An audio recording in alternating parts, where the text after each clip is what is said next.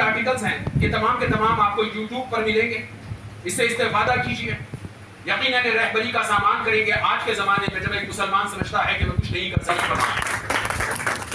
السلام علیکم ورحمۃ اللہ وبرکاتہ۔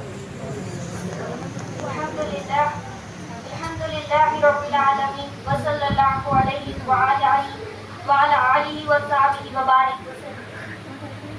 مہمانان خصوصی، علماء، وکلاء، طلباء اور طالبات، بالخصوص ظلمت قد جوہر وہ ظلم میں انوار علم و فکر سے روشن کرنے والے مقالہ نگار حضرات، میں ہینا سلطانی دی رائٹس فاؤنڈیشن اور میرے استاد و مربی بانی و ناظم مولانا محمد منور علی شاہ سلطانی کامل جامعہ نظامیہ جانشین حضور سلطان الواعظین کا شکر ادا کرتی ہوں کہ اس ماحول میں جہاں ظلم پر خاموشی، زیادتیوں کے ساتھ بڑھتا خوف، ذمہ داران امت کی بے بسی کی طوطا بولی، ہر بڑھتی زیادتی کے ساتھ بربریت کے سہنے کے نئے ہیلے بہانے، کیا کہوں میں آج کی خاموشی کے ستم اتنے بے بس نہیں، ہر کھلتی زبان کو بند کرنے کی کوشش کرنے کی سازشیں،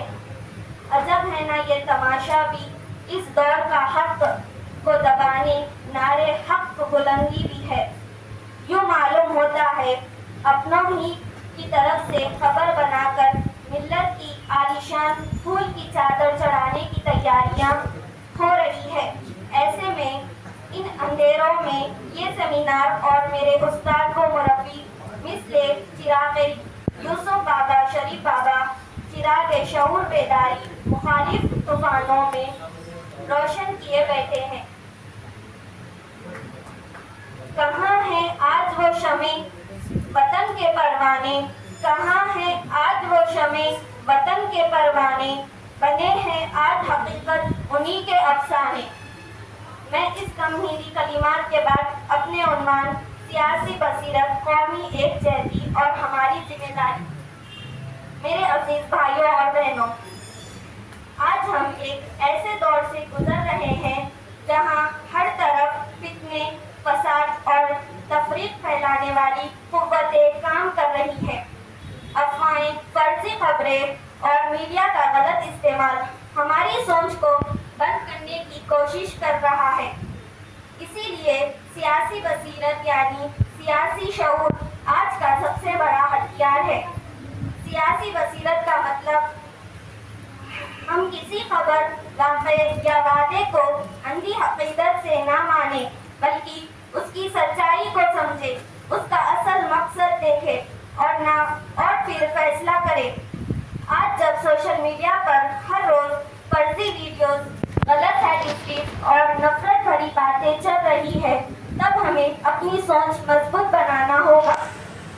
قومی ایک جہتی کا مطلب صرف ایک ساتھ تصویر کھنچوانا نہیں، اس کا مطلب ہے کہ ہم اپنی مذہبی، زبانی اور علاقائی فرقوں کو بھلا کر ایک دل اور ایک آواز بن جائے۔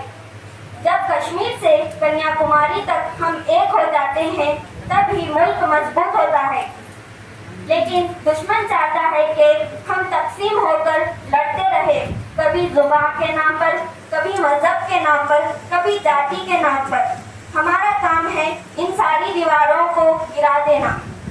ہماری ذمہ داری یہ ہے کہ ہم صرف تماشا دیکھنے والے نہ بنے، ووٹ ایمانداری سے دے، حق کے لیے آواز اٹھائے، ظلم کو دیکھے تو خاموش نہ رہے، اپنے بچوں کو سچ اور جھوٹ کی پہچان سکھائے، ہر گھر میں تعلیم، ایمان اور انصاف کی بنیاد مضبوط کرے۔ اسی لیے سورہ حجرت آیت نمبر 9 میں ظلم بربریت کے خلاف اٹھ کھڑے ہونے کو لازم قرار دیا۔ سورہ نساء میں آیت نمبر 60 کے بعد سے مسلسل کئی آیتیں مظلوموں کی مدد اور حق، انصاف، امن کو قائم کرنے کی ترغیب پر، یہاں تک کہ ہمارے آقا محمد رسول اللہ صلی اللہ علیہ وسلم نے فرمایا، جس کا مفہوم یہ ہے ظلم کو دیکھ کر خاموش رہ جانے والا بھی ظلم کا شریک ہوتا ہے۔ آج جب دنیا بھر سے فساد کا بازار में लोगों के बीच नफरत, तब हमारी आवाज़ एक होनी चाहिए। हमारी दुआओं, हमारी मेहनत और हमारी इत्तेहाद ही इस जुल्म का जवाब है। भाइयों और बहनों, ये मुल्क अल्लाह की एक अमानत है। अमानत की हिफाजत हम तभी कर सकते हैं जब हम सोचने वाले, सच कहने वाले और मिलजुल कर चलने वाले बन जाए और मिलकर ये वादा करें, हम अपनी सोच से रोशनी फैलाएंगे, अपने अमल से कौम को मजबूत करेंगे और अपने इत्तेहाद से मुस्तकबिल रोशन बनाएंगे। जाफर मलियाबादी के शेर पर अपनी बात तमाम करती हूँ। बनाना है हमें अब अपने हाथों अपनी किस्मत को, हमें अपने वतन का आप बेड़ा पार करना।